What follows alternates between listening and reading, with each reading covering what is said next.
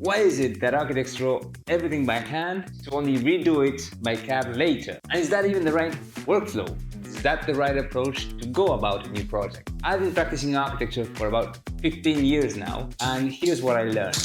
The tool you choose, pen, CAD, 3D, can either bring your ideas to life or simply bury them. In this video, I'll walk you through how I use each of these tools and how the right tool at the right time actually changes everything. Because at the end of the day, that is all they are, tools. So let's break it down. When I'm working on the plan of a house, or maybe the main concept, the main sketch, which could also be a section of a project, I'm usually working freehand. Why? Well, because at these early stages, I'm mainly balancing concepts. I don't really need precision, I don't need centimeters, I don't need to think in units, to be honest. I need to think in proportion. Concepts don't need centimeters, they need clarity, which, although my sketches may not be considered that clear, to me they speak, and they speak volumes. I can test different iterations without wasting a lot of time. Like in my video where I was exploring plan layouts using Morpholio, which again is a great app, I recommend it. Freehand gives me speed and freedom to just follow my intuition, especially in the case of that particular project where I'm working on a renovation where I already have a certain canvas, which is the plans of the existing house. Sketching helps me imagine new relationships between spaces without being bogged down by detail. Now, let's move on to CAD. Once I got a concept working, one that I like and I feel confident with, or probably even 2 or 3 of these concepts, I would then move on to CAD. And CAD actually helps me test my ideas quicker than if I had to take out a ruler and start measuring things out. So basically here, I'm actually checking feasibility. Do my spaces work in the real world with real dimensions? Can those alignments in terms of doors, walls, etc., do those align as they do in my head? Because if they don't, probably the whole concept falls through. This CAD step actually becomes a lot more crucial when you're working, as I did in a social housing project, because the minimum areas for certain spaces are established by law, and then my employer doesn't want me to have those spaces be bigger because then it becomes more expensive and harder to sell. So it's a balance, and it's actually a Jenga puzzle, more or less, to fit everything together. So that's a challenge, and CAD drawings here play a crucial role. Now, as you gain experience, these checks become more redundant. You're going to be more familiar, especially if you're working on residential projects and that's all you do. That's why architects actually focus on one kind of typology, and they do them so well. Because if you're doing the same thing over and over and over again, you know already a working formula, which is what you're applying. So then you don't need to test it as much. But testing still remains essential. I mean, I'm sure we all had that boss that gave us a scribble to pass into a proper drawing, only to find out that half of the things wouldn't fit in the drawing. Don't be that guy. I covered how to keep it simple and arrive to better drawings through CAD in previous videos and in my newsletter. Don't hesitate to subscribe to it. And you can check out these videos also below in the description. Finally, when I move on to explore 3D, I tend to like doing so in the computer.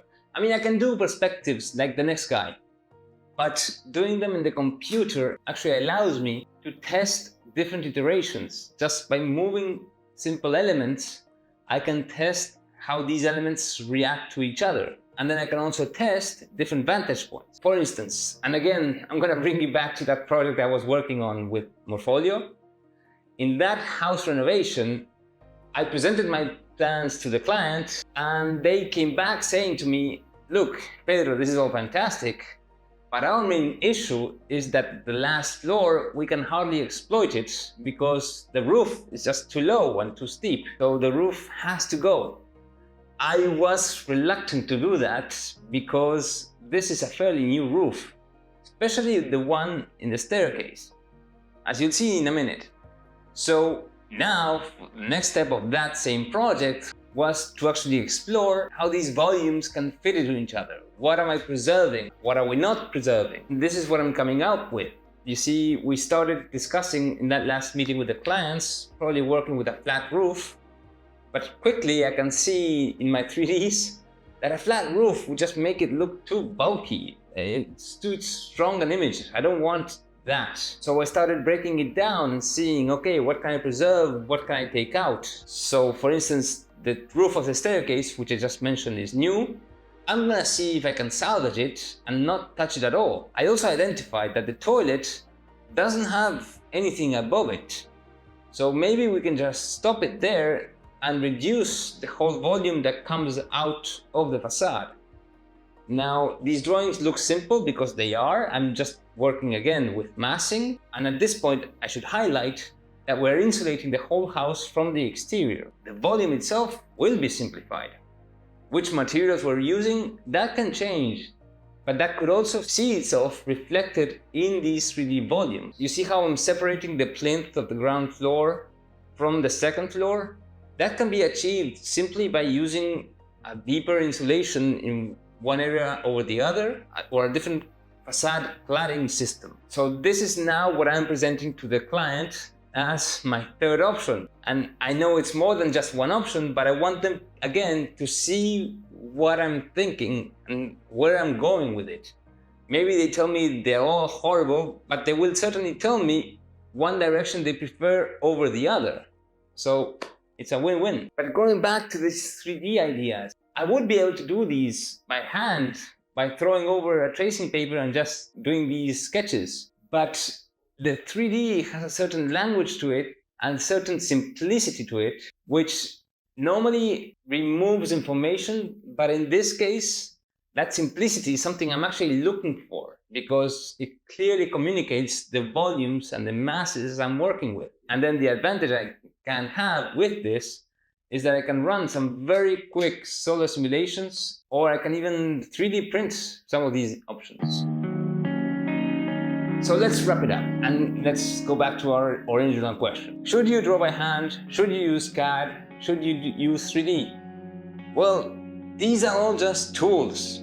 Zaha Hadid once said in an interview that drawing by hand, even though she was fantastic with her paintings, she says that that could be a waste of time unless you're spectacular at it and you really enjoy it. Then you should probably not be sketching by hand, not any more than you do 3Ds. You see, I know that more senior architects are going to die by sketching by hand, but again, these are just tools, and ultimately you have to use what makes use, for one, save time, and two, arrive to a better design while saving time. And then finally, communicating these ideas to your peers and to your clients. So it's not a matter of should you or should you not use them, but it is more a matter of knowing what to use when, which will make you a better architect. So if you found this useful, don't hesitate to check out the house renovation I did somewhere around here or at the end of this video, where I sketch out different plan layout ideas. And don't forget to subscribe, as I have more videos coming linking climate, comfort, and architecture together. That could be exciting. See you in the next one. Whew. Get up, man.